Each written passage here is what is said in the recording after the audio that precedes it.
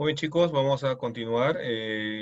Nos habíamos quedado en lo que era médula espinal, estamos hablando del sistema nervioso central. Ahora vamos a empezar a hablar del encéfalo.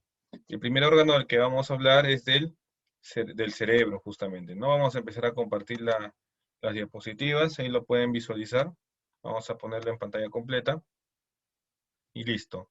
Para algunos datos generales, recordemos que el cerebro es el órgano más grande y voluminoso del sistema nervioso central, pesa entre 1 a 1,2 kilogramos, se encuentra dividido en dos hemisferios, el hemisferio izquierdo y el hemisferio derecho.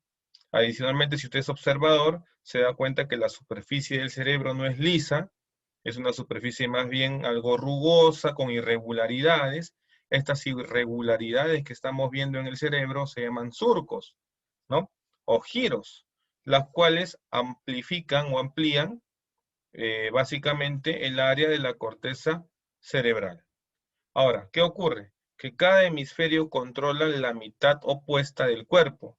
Por ejemplo, el hemisferio izquierdo controla la mitad izquierda del cuerpo y el hemisferio derecho controla la mitad derecha del cuerpo. Eso se llama contralateralidad, ¿no? Hay un control invertido del cuerpo, ¿no? Entonces es importante recordar ello. Adicionalmente, si vemos el cerebro de perfil, vamos a ver que en algunas zonas los giros o circunvoluciones se vuelven profundas. Al volverse profundas se denominan cisuras. Entonces ahí tenemos, por ejemplo, a la cisura central, o también llamada cisura de Rolando. Tenemos a la cisura lateral, o también llamada cisura de Silvio. Y tenemos una cisura aquí atrás llamada la cisura parieto-occipital, o también llamada la perpendicular externa. Si usted proyecta estas cisuras, vamos a generar los lóbulos cerebrales. Tenemos al lóbulo frontal, tenemos al lóbulo parietal, al lóbulo temporal y al lóbulo occipital. Es importante recordar esto. Entonces ya sé que el cerebro es el órgano más voluminoso del sistema nervioso central, que tiene dos hemisferios, que cada hemisferio domina la parte opuesta del cuerpo, que también se divide en lóbulos porque las cisuras así los dividen, ¿correcto? Entonces vemos también aquí, miren, aquí estamos viendo un corte coronal del cerebro. En este corte coronal podemos apreciar que tanto el hemisferio derecho como el hemisferio izquierdo se encuentran interconectados a través de fibras blancas, a través de sustancia blanca, que se denomina el cuerpo calloso. El cuerpo calloso conecta el hemisferio derecho con el hemisferio izquierdo, como lo estamos viendo a continuación. Miren la importancia de esto. Ya, profe. Además, esta imagen también nos permite apreciar, fíjate, que la parte periférica del cerebro está formada por sustancia gris, mientras que la parte interna del cerebro está formada por sustancia blanca, tal cual habíamos mencionado. Recuerde que en el único órgano del sistema nervioso central que esto se invierte es en la médula espinal. En la médula espinal, la parte central está formada por sustancia gris y la periférica por sustancia blanca. En el cerebro, en el cerebelo y en el tronco cefálico es al revés. La parte periférica está formada por sustancia gris y la parte central por sustancia blanca. Entonces aquí vemos cómo el cuerpo calloso comunica ambos hemisferios. También vamos a encontrar que internamente, profe, hay una serie de núcleos basales o ganglios basales que se encuentran en la sustancia blanca, ¿no? Se encuentran aquí, en la parte central, ¿no? De ahí el nombre de ganglio. Recuerde que el ganglio o ganglios es el conjunto de somas nerviosos. Esos ganglios son, por ejemplo, el núcleo caudado, el globo pálido, el putamen, ¿no? También hay sustancia negra, profe, y estos ganglios básicamente lo que hacen es integrar los movimientos voluntarios e involuntarios, ¿no? O sea, generan pues digamos, un tema de integrar los movimientos como le estaba mencionando, ¿no? Movimientos sobre todo de tipo inconscientes. Por ejemplo, cuando usted camina, para citar un ejemplo así, cuando caminamos, claro, profe, caminar es un acto voluntario, consciente. Yo camino para desplazarme de mi cuarto hacia el baño, o camino para desplazarme de mi cuarto a la cocina cuando tengo hambre. Correcto. Pero cuando usted camina, chicos, estamos caminando, pero nuestros brazos se van moviendo conforme caminamos. Y eso no lo controlamos, o sea, es un movimiento inconsciente. ¿Quién lo controla? Los núcleos o ganglios basales. Importante recordar eso, ¿ya?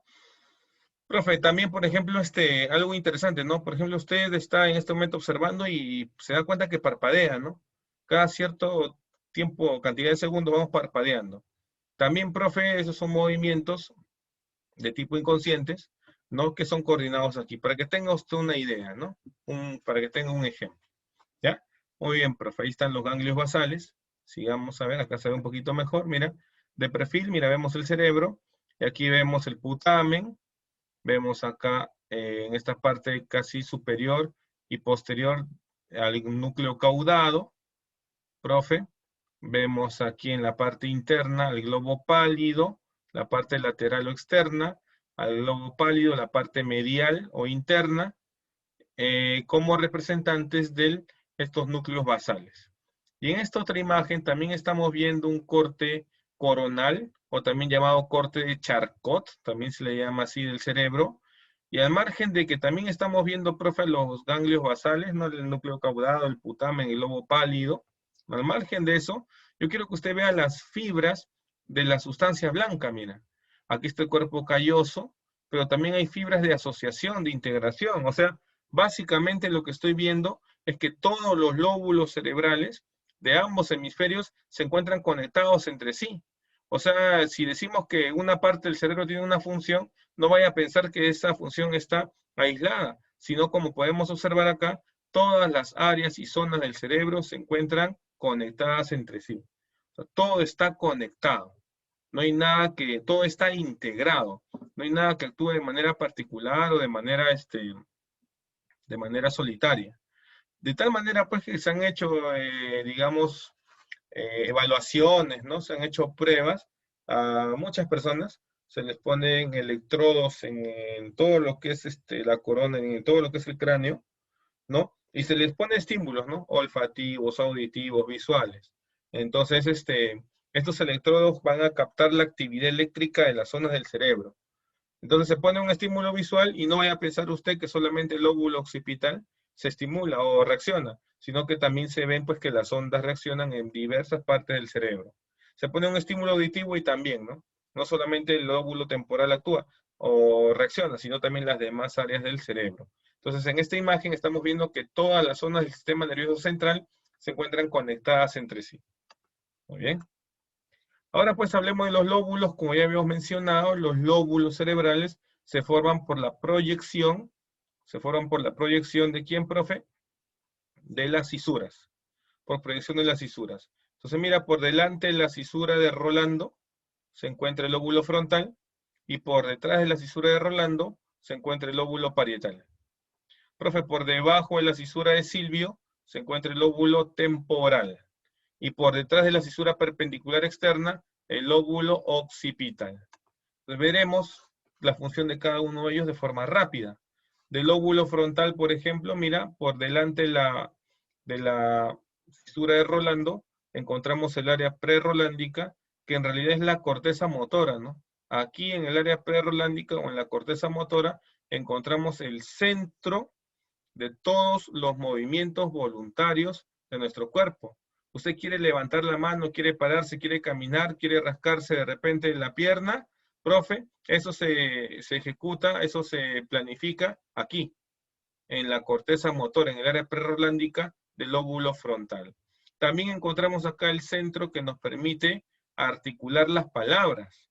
Ese es el centro motor del habla, ¿no? Entonces aquí está el centro que va a dominar digamos, al aparato fonador, especialmente a las cuerdas vocales, profe, el diafragma y a la lengua sobre todo. Gracias a la lengua es que podemos darle un sonido particular a nuestras palabras. Entonces, el movimiento de la lengua cuando hablamos básicamente se ve controlado por esta área de la corteza motora. ¿Cómo se llama esa área? Es el área de Broca. Aquí lo vemos, ¿no? En el lóbulo frontal se encuentra el área cognitiva, es verdad, el pensamiento, la personalidad, pero también vemos el área motora voluntaria, el área de Broca, que permite la articulación de las palabras. Una lesión del área de Broca implica una afasia motora. A veces la persona no puede expresarse adecuadamente, con propiedad, y no es porque tenga problemas digamos, de pensamiento, o tenga problemas, digamos, de que no razona, sino que, digamos, que no puede tener la capacidad de articular, hacer movimientos para que las palabras puedan salir de manera adecuada. Es el área de Broca, área de la articulación de las palabras. Por detrás de la cisura de Rolando está el área somatosensorial. Somato significa cuerpo, sensorial, sensaciones, ¿no? O sea, todas las sensaciones del cuerpo se van a procesar aquí. Profe, de repente imagínate en este momento que está usted atento, atenta en la clase, viene un familiar de usted y su hermano de repente le hace una broma, trae un cubo de hielo y se lo pone en la espalda, ¿no? Esa sensación de frío, terriblemente frío, ¿dónde se procesa? No en la espalda, ¿dónde se procesa? En la corteza somatosensorial. O de repente, profe, en este momento tengo un poco de escozor entre mis dedos, tengo una infección fúngica, tengo pie de atleta, está que me pica la zona del pie. Entonces, en realidad no se procesa en el pie. ¿Dónde se procesa? En el área somatosensorial, en el lóbulo parietal. ¿Ya, chicos? Ahí están, ¿no? Estamos en la corteza somatosensorial, o sea, todo lo que tiene que ver con el tacto se procesa aquí. El tacto se procesa en el lóbulo parietal, en la corteza somatosensorial. Pero también el gusto. O sea, de repente ahora usted almorzó una comida muy agradable, un ceviche, un lomo saltado, profe, entonces esa sensación agradable que mi lengua puede captar los estímulos químicos de esa comida, se procesa finalmente en el lóbulo parietal. Después tenemos, profe, el lóbulo temporal, y aquí encontramos dos áreas, profe. Tenemos el área auditiva y el área olfatoria, las dos, la audición y la olfacción. Pero cuando decimos área auditiva, pues nos referimos, ¿no?, que no solo escuchamos, sino también que entendemos lo que escuchamos, sobre todo cuando nos comunicamos verbalmente. Usted puede escuchar lo que yo le estoy diciendo, puede entender lo que le estoy explicando, porque manejamos el mismo código, el mismo idioma, y porque usted tiene, pues, en esta zona del lóbulo temporal un área que le permite comprender el lenguaje, entender el lenguaje. ¿Cómo se llama esa área que le permite comprender y entender el lenguaje? Se llama el área de Wernicke, ¿no? Y ahí se da el entendimiento del lenguaje. Es el área del entendimiento y la comprensión del lenguaje. Profe, y el lóbulo occipital, vamos a ver que ahí se procesan digamos, los impulsos nerviosos tipo visuales, ¿no? Encontramos aquí el centro de áreas visuales, primarias y secundarias. Ahí podemos darle concepto a las imágenes que vemos, se integran las imágenes y formamos conceptos a partir de eso. Lóbulo occipital, área visual. Un resumen, profe, rapidito. El área visual, lóbulo occipital, auditiva y olfatoria, lóbulo temporal, profe, tacto y gusto, lóbulo parietal, área motora, lóbulo frontal, área de Broca, articulación de las palabras, lóbulo frontal, área de Wernicke, entendimiento de las palabras, lóbulo temporal. Entonces, esos detalles hay que manejarlos así, de forma rápida. Profe, también forma parte del cerebro el diencéfalo, como estamos viendo por acá. En la zona interna está el diencéfalo. Y por ejemplo, tenemos que está formado por el tálamo y por el hipotálamo. El diencéfalo está formado por el tálamo y por el hipotálamo. Entonces, profe, cuando vemos aquí al tálamo, por ejemplo, dice ahí centro de relevo de los impulsos nerviosos, sobre todo de tipos sensitivos. ¿Cómo que centro de relevo, profe? Este concepto fue dado en una pregunta examen de admisión. ¿Qué significa centro de relevo? Por ejemplo, mira, esta persona está observando una imagen. Esa imagen, profe, va a ser captada por la retina del globo ocular. La retina, a la vez, además de captar la imagen, la retina se va a encargar de transformar esa imagen en un impulso nervioso. Ese impulso nervioso va a viajar a través del nervio óptico. ¿A dónde va a ir, profe? Tiene que llegar al lóbulo occipital. Pero antes de llegar al lóbulo occipital, profe, pasa por el tálamo, muy bien, y el tálamo, pues, analiza qué tipo de impulso nervioso es. Ahí el tálamo dice, ahí es un impulso visual. Entonces lo manda al lóbulo occipital, ¿ya? Entonces, a eso se refiere con centro de relevo, ¿ya, profe? El hipotálamo, que se encuentra debajo del tálamo, digamos que se encarga de controlar algunas respuestas básicas, ¿no? Por ejemplo, profe, ahí está el centro del hambre y de la saciedad. ¿Te has puesto a pensar por qué te da hambre? Justamente cuando estás cerca a la hora del almuerzo, la hora del desayuno, la hora de la cena.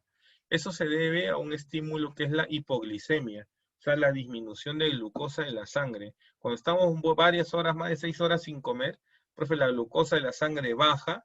Y entonces, ¿qué es lo que sucede, profe? El hipotálamo se da cuenta que ha bajado la glucosa y entonces el hipotálamo estimula pues al sistema digestivo para que tengamos hambre. El estómago empieza a sonar, a rugir, ¿no? Y de pronto tenemos una sensación de que queremos alimentarnos. Entonces ahí está el centro del hambre. También está el centro de la temperatura. El hipotálamo, cuando percibe que hay demasiada temperatura ambiental, hace mucho calor, estimula las glándulas sudoríparas para que empiecen a transpirar y de esa manera eliminen el calor interno y nuestra temperatura no aumente. También está el centro de la libido sexual, de la respuesta sexual, entre otros más. ¿Ya? Entonces tenemos ahí el hipotálamo y el tálamo formando parte del diencéfalo. También tenemos al sistema límbico, de repente esto ya lo habló en psicología, cuando hizo el curso de psicología, el tema de bases biológicas. El sistema límbico básicamente controla las respuestas fisiológicas, ¿no? Ante estímulos emocionales. Y de ahí rescatamos a la amígdala, por ejemplo, que es el centro de la ira, del pánico, ¿no? El castigo, recompensa. De repente usted se molesta, se enerva por una situación y reacciona mal, ¿no?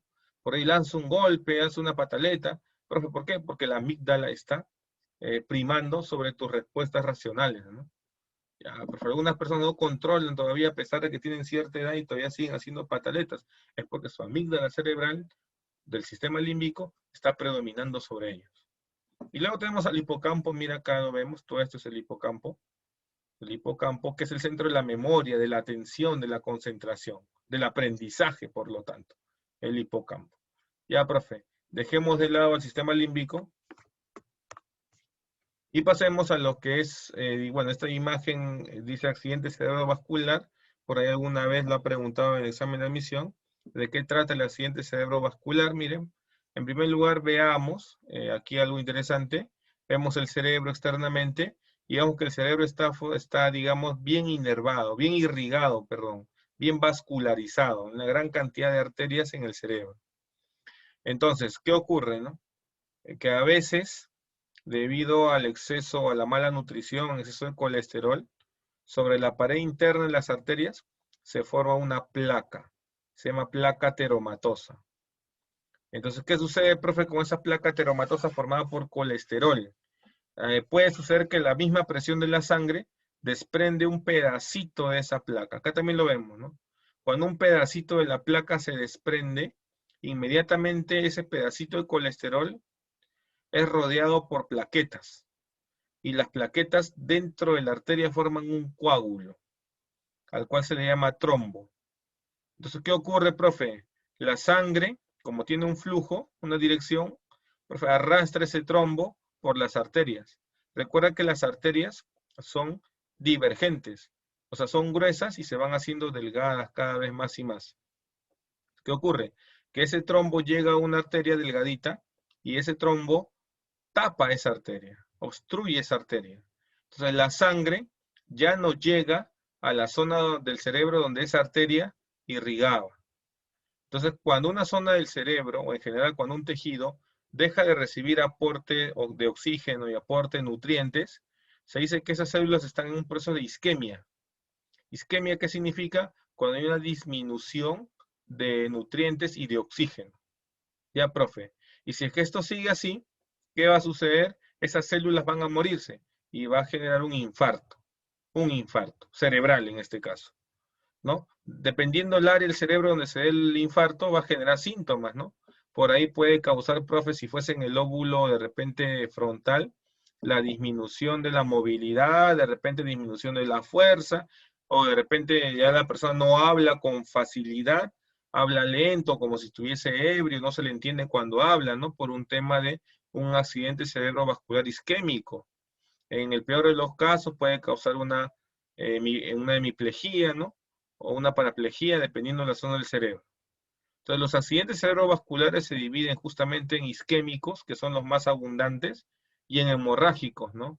Y en hemorrágicos es cuando una arteria por ahí se rompe y la sangre entonces va a encharcarse en el tejido cerebral. Chicos, eso hay que recordar los accidentes cerebrovasculares. Ahora hablemos del cerebelo, Recuerda que el cerebelo se encuentra por debajo del cerebro, ¿no? Y el cerebelo tiene, mire, vamos a ampliar acá un poquito esta imagen. El cerebelo tiene la sustancia blanca en la parte central y la sustancia gris en la parte periférica, como puedes ver aquí. Por eso que cuando empezaron a ver por primera vez al cerebelo, estudiarlo, vieron que esta sustancia blanca tenía como ramificaciones. Entonces le pusieron pues el árbol de la vida. Entonces la sustancia blanca en el cerebelo es central, como te das cuenta, y se le conoce como el árbol de la vida. ¿Ya? Esa referencia ha sido pregunta de examen de admisión de San Marcos, por ejemplo. Hay que tenerlo muy en cuenta. Ya, profe, desde un punto de vista evolutivo, el cerebelo se divide en tres partes: arquicerebelo, paleocerebelo y neocerebelo. El arquicerebelo regula el equilibrio corporal, ¿no? Equilibrio para poder caminar, por ejemplo. Si usted recuerda o ha visto a un hermano menor que aprendía a caminar más o menos al año, año y medio, profe, cómo caminaba al inicio, ¿no? Cómo era su postura, ¿no, profe? Su postura corporal, ¿cómo era, no? Profe, pero cuando caminaba recién, sus pies estaban separados, sus manos en esta posición, y caminaba tambaleándose, ¿no? Así progresivamente, poco a poco, hasta que a los 2 años, 3 años, ya corre ese niño, ¿no?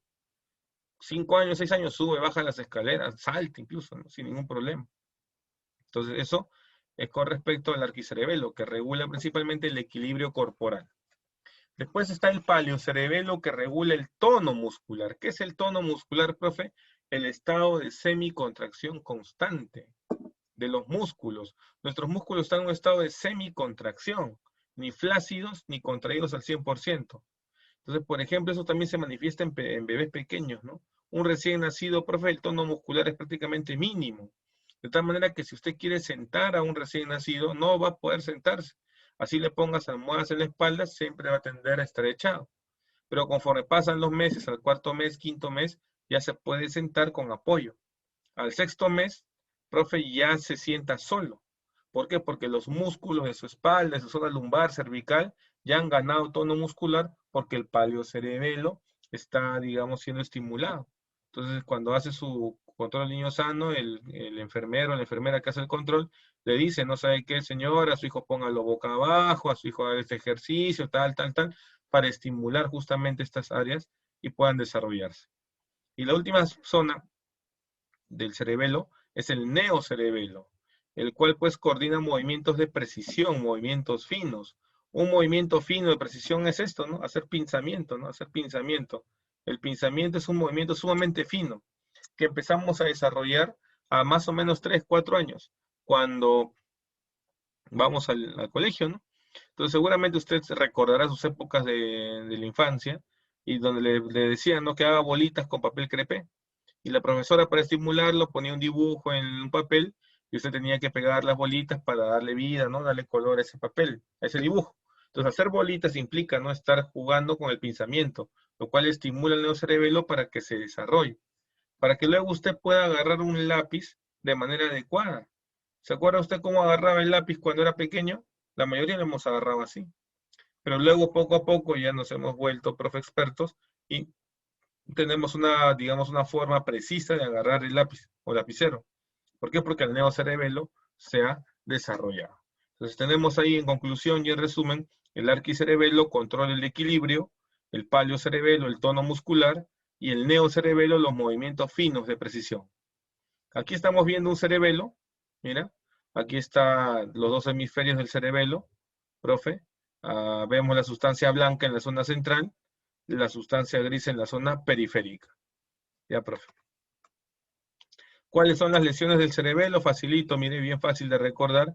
Si se lesiona el arquicerebelo, la lesión va a tener que ver con el equilibrio, o sea, la marcha se va a afectar. Entonces, profe, se llama ataxia. A la lesión del cerebelo, del arquicerebelo, se le llama ataxia. En este caso, un ejemplo, la ataxia de Friedreich o la marcha de bamboleo, como vemos aquí, ¿no? Este niño no puede pararse adecuadamente, no está caminando con las piernas separadas, justamente porque tiene una lesión en el arquicerebelo. Una lesión en el paleocerebelo genera hipotonía muscular. O sea, no hay desarrollo del tono muscular. Miren a este niño, chicos, le extienden los brazos hacia arriba, todo flácido, los músculos de la espalda y la nuca, miren. Y lo ponen boca abajo y también se nota claramente la flacidez muscular, ¿no? Lesión del paleocerebelo. Y la lesión del neocerebelo se llama dismetría cerebelosa, ¿no? La incapacidad o la imprecisión de los movimientos. Una manera de evaluar al neocerebelo es haciendo el ejercicio índice, punta y nariz, ¿no? Usted puede hacer este movimiento, claro, profe, y si cambia de ángulo, ¿lo podrá hacer también de la misma forma? Sí, profe, si lo hace más rápido, ¿lo podrá hacer con tal precisión? Claro, profe. ¿Y con otra mano lo podrá hacer? Ah, profe, no, si cambia de ángulo, un poco complicado, ¿no? Hacer esto, ¿no? Pero es una forma de medir justamente qué tan afectado está el neocerebelo. Ahí está, ahí lo tiene. Ahora vemos también el tronco encefálico, mire. Recuerden que habíamos mencionado que el tronco encefálico es un área que se encuentra debajo del cerebro, delante del cerebelo y encima de la médula espinal. O sea, el tronco encefálico se va a encargar de comunicar a todo el sistema nervioso central. A su vez, el tronco encefálico se divide en tres porciones. Mira, tenemos aquí al mesencéfalo, tenemos aquí a la protuberancia anular y también tenemos aquí a la médula espinal. Ya hay tres porciones ahí. Entonces, ¿qué ocurre, profe, con esto, no? Ocurre lo siguiente. Vamos a ver para qué sirve cada una de ellas. Mira, ahí tenemos al mesencéfalo, por ejemplo. ¿Qué hace el mesencéfalo? Controla reflejos auditivos y visuales, ¿no? Un ejemplito así rapidito, imagínese usted está caminando por una calle desolada y de pronto escucha que las ruedas de un auto chillan, frenan con mucha brusquedad. Ese sonido hace que giremos la cabeza inmediatamente en dirección de este sonido. Ese movimiento, profe, estimulado por un sonido fuerte, se procesa en el mesencéfalo. Adicionalmente, en el mesencéfalo también vamos a ver que se encuentra el núcleo níger, ¿no? O digamos, la sustancia negra, ¿no? Que también se llama como dopamina. Esta sustancia negra o dopamina lo que hace es controlar a los movimientos involuntarios. Cuando envejecemos, producimos menos cantidad de dopamina, ¿no? Entonces, por eso que a veces los ancianos tienen por ahí uno que otro movimiento involuntario, pero en algunas personas con factores de riesgo pueden disminuir tanto la cantidad de dopamina que empiezan a experimentar temblores en los miembros superiores e inferiores, ¿no? De manera constante. Que estos temblores se incrementan con el estrés. Se estresa la persona, empieza a temblar más. Entonces, profe, estamos a un caso de Parkinson, producido por el déficit o disminución de dopamina. Es importante, ¿no? Profe, entonces el Parkinson no vaya a pensar usted que solamente son los movimientos involuntarios. En el Parkinson también encontramos otro signo llamado bradicinesia. Esa bradicinesia implica movimientos lentos, ¿no? La persona se mueve lentamente, como si estuviese en cámara lenta. Y otro síntoma u otro signo del Parkinson es la rigidez articular. Entonces, las articulaciones de todo el cuerpo se tornan rígidas, rígidas sumamente, de tal manera que es muy difícil, profe, estirar esas articulaciones. Entonces, no te olvides, básicamente en el Parkinson hay tres síntomas que podemos reconocer. El temblor, profe, involuntario, la bradicinesia o movimientos lentos y la rigidez articular. Profe, ¿y por qué aquí le has puesto 3 y 4? ¿Qué significa? Allá. Estos 3 y 4, ¿no? Usted sabe, ¿no? En números romanos, es el número de pares craneales, ¿no? El número de par craneal que nace en el mesencéfalo. 3 y 4 significa que aquí en el mesencéfalo está el origen aparente del tercer y cuarto par craneal. 3 y 4 por eso. Allá, profe. Muy bien. Luego tenemos la protuberancia anular, también llamada el puente de Barolio. Entonces aquí en la protuberancia anular o puente de Barolio encontramos el área apnéusica y el área neumotáxica. Profe, apnéusica, ¿qué significa? Mira, mira acá. Por ejemplo, esto indica los ciclos respiratorios, mira. Inspiramos, expiramos, inspiramos, expiramos. Así estamos. Inspiramos, expiramos. Inspiración, expiración. Entonces la frecuencia respiratoria normal es de 12 a 16 veces por minuto aproximadamente. Si usted hace la matemática, quiere decir que respiramos, que un ciclo respiratorio se da cada 5 segundos. Eso quiere decir que cada más o menos 3 segundos no respiramos. Ese momento que no respiramos se llama apnea. Cuando estamos conscientes, despiertos como ahora, es así, ¿no? Pero cuando dormimos, esta apnea se hace más prolongada, porque cuando dormimos nuestra frecuencia respiratoria disminuye. Ahora, ¿qué ocurre, profe? Hay algunas sustancias que pueden afectar en mayor medida el apnea, como el alcohol, por ejemplo. Cuando la persona ha tomado mucho alcohol, de repente, pero llegó a su casa y se quedó dormido y empieza a roncar. Ronca, ronca, va roncando y es una bulla tremenda y de pronto se quedó callado. Ya no ronca. El profe, y luego sigue otra vez ronca y sigue roncando y sigue roncando. O sea, el alcohol genera, profe, que esta apnea, este momento de respiración sea más prolongado. Y hay un riesgo, no hay un umbral, hay un límite. De repente el profe se hace prolongado 5, 6, 7, 8, 10, 12 segundos, que no respira, no hay apnea, y entonces, ¿qué ocurre, profe? Se interpreta como que la persona ya no puede respirar, genera un paro respiratorio y se muere. Después han habido varios casos de personas que durmiendo se han dormido. ¿Por qué? Porque el apnea en la zona o el área de donde no hay respiración se prolongó mucho. En este caso, por causa del alcohol. También pues hay pastillas, ¿no? Que de repente hay, digamos, pastillas que algunas personas usan para dormir, ¿no? Benzodiazepinas, por ejemplo, ¿no? Que también pues pueden producir apnea, ¿no? Prolongadas. Por eso que si hay una sobredosis, toman 10, 20 pastillas, amanecen y están muertos. ¿Por qué? Porque se prolongó mucho el apnea, generando pues un paro respiratorio. ¿Ya? Muy bien, profe. Y movimientos neumotáxicos, neumopulmón, táxico movimiento, bueno, los movimientos de inspiración y expiración también, como vemos, se controlan aquí. Ahora, ¿por qué le he puesto esos números romanos? Le he puesto ese número en romanos porque son la protuberancia anular, es el origen aparente del quinto par, sexto par, séptimo par y octavo par craneal. Chicos, muy bien. Sigamos a ver. Y ahora vemos al bulbo raquídeo. El bulbo raquídeo, o también llamada médula oblongada o médula aplastada, profe, aquí vamos a encontrar el centro cardiorrespiratorio. Aquí se controla la frecuencia cardíaca y respiratoria en el bulbo raquídeo. Y mira dónde se encuentra el bulbo raquídeo, en la base del cráneo, justo aquí, ¿no? Esta zona del cráneo, acá donde está el puntero láser, se llama el agujero magno. Entonces, cuando una persona tiene un accidente, se cae, ¿no? De pronto, puede haber una fractura del cuello. Entonces, puede ser que se fracture el bulbo y la persona inmediatamente fallece.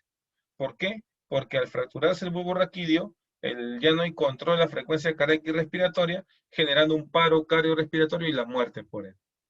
También encontramos, profe, aquí el centro del hipo, de la tos, del estornudo, el centro de las náuseas y del vómito, sobre todo en una mujer embarazada en las primeras semanas. Cuando una mujer está embarazada en las primeras semanas, el producto de, digamos, el embrión produce, pues, una hormona llamada la gonadotropina coriónica, que va a estimular, sobreestimular al centro de las náuseas y del vómito. Por eso que uno de los síntomas incipientes o iniciales del embarazo son las náuseas y vómitos.